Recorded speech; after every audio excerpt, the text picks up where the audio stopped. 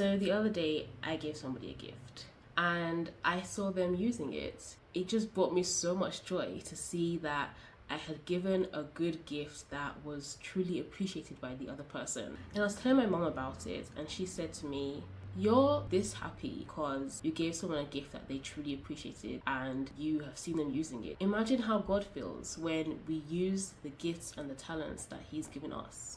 And imagine how He feels when they don't use the gift or they use it for the evil one. I was able to think about how it would feel to see my gift being put in the trash, used for, I don't know, scrap paper, or being used as a coaster or something like that. Or if I had seen my gift being used for Hitler to write his manifesto or something. That's a very weird example, Joshie.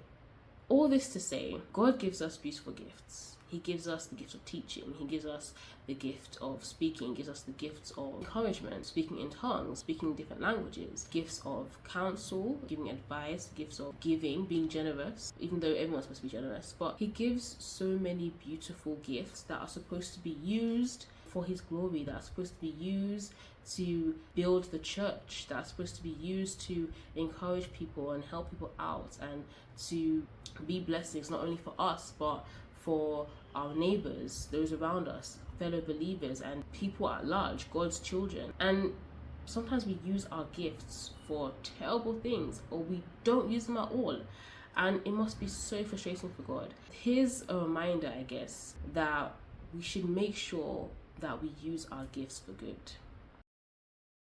There are cases whereby we just don't use our gifts at all because we feel maybe we're unworthy to use it, or we feel like it's too small to make a difference, or we just feel like we don't want to use it for good. Sometimes we don't even think that we're using it for bad. Sometimes we think we're using it for good, but it's just our good, so we're using it selfishly, right? And that must make God so sad. That must make God, frustrated if that's a feeling that God can feel. All this to say that God gives us good gifts, even the gift of life, and it's our responsibility to use those gifts for good, not only because it's an act of love to use and steward our gifts well, but also because it's in our best interests and the interests of the people that we love and care about when we use our gifts well, when we use our talents well. When we read that parable in the Gospels with this idea in mind that these servants were given a gift, they could have used it any way they wanted. They could have used it to bless so many people, and that servant that just decided that he's going to bury it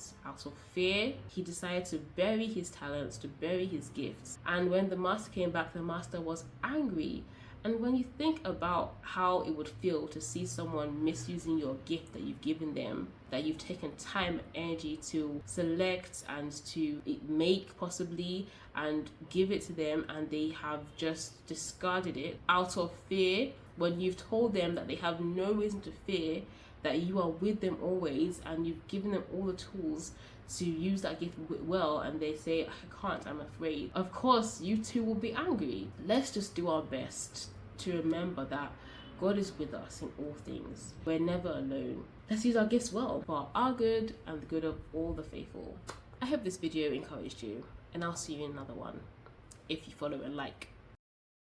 All good gifts around us are sent from heaven above. So thank the Lord, yes, thank the Lord for all His love. Okay. Bye.